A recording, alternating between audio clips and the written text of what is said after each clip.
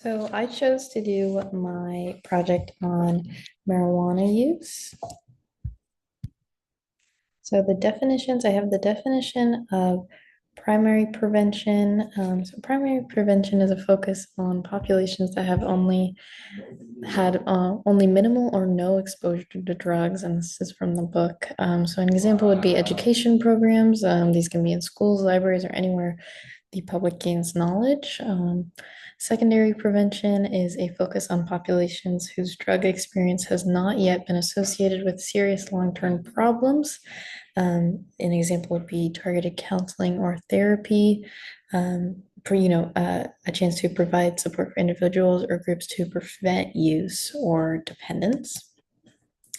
And territory prevention is a focus on populations who have entered treatment, and the goal is to prevent relapse. So an example would be rehab programs, which are structured programs designed to help people get through their substance abuse, as well as teach them prevention strategies. So these are my applied examples. So we have teen marijuana checkup, or TMCU, which is a form of motivational intervention publicized as um, a confidential opportunity for teen smokers to understand what their current use means. It is designed for in-school implementation and intended to elicit the teen's voluntary participation.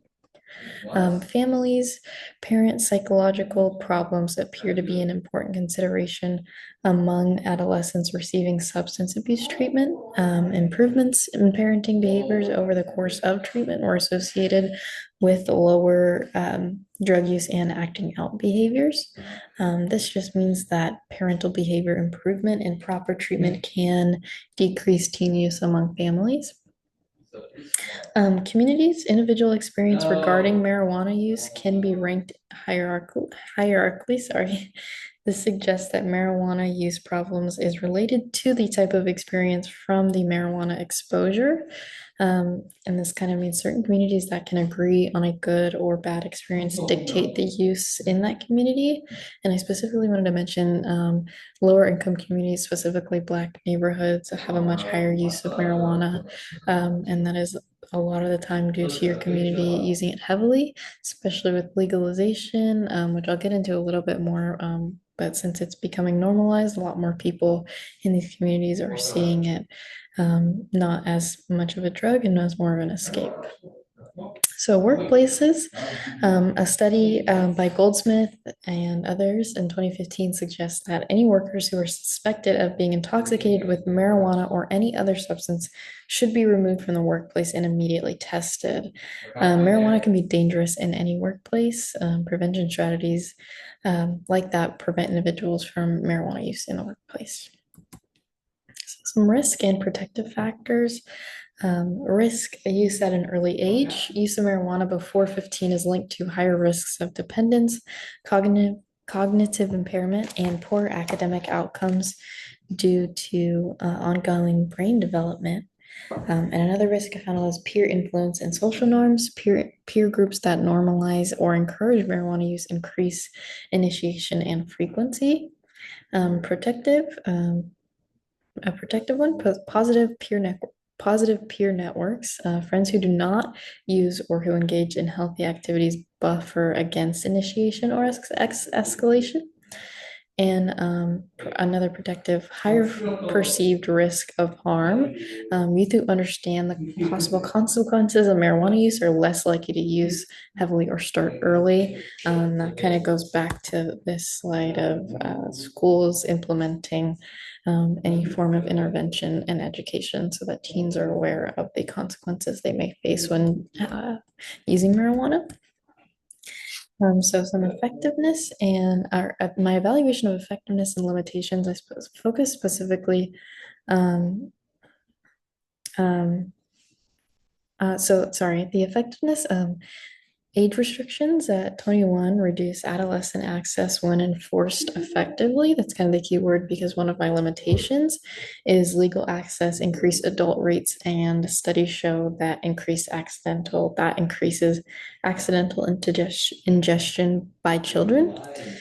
So these kind of balance each other out, but I wanted to include them both because when it is effectively enforced, that age restriction of 21 can be a good thing, while adults, 21 or older, who are recklessly leaving their marijuana around, increases the risk for children to use it. And so the other effectiveness I have is regulation reduces criminalization, which decreases criminal justice, which decreases the justice system involvement, which is really important because many people are in jail or prison for marijuana possession. Um, when this kind of when it's decriminalized, we're getting a lot of people out of an already overcrowded prison that probably don't need to be there, and they could be in a rehab.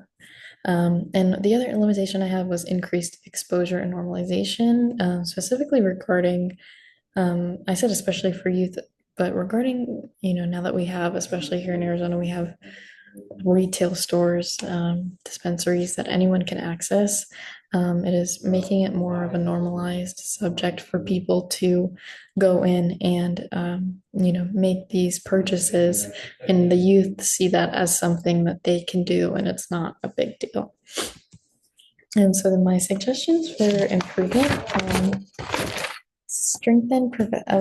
one is to strengthen prevention programs with updated content regarding marijuana use. The research I found, a lot of what we know is pretty old, so it is important to readjust these. And so this includes social media influence and mental health coping skills. Now that we have social media, that makes a really big difference on how people are using any kind of drug. But I feel like particularly marijuana and the fact that it is very normalized. And another is increased access to mental health services. So this is regarding the youth a lot mostly, but also anyone, of course. Many may use marijuana to cope with anxiety, trauma, ADHD, or depression, which can be very prevalent in teens. They don't really understand why. So it's very important to adjust these services in order to include teens and the general public for mental health. And then these are my references. Thank you.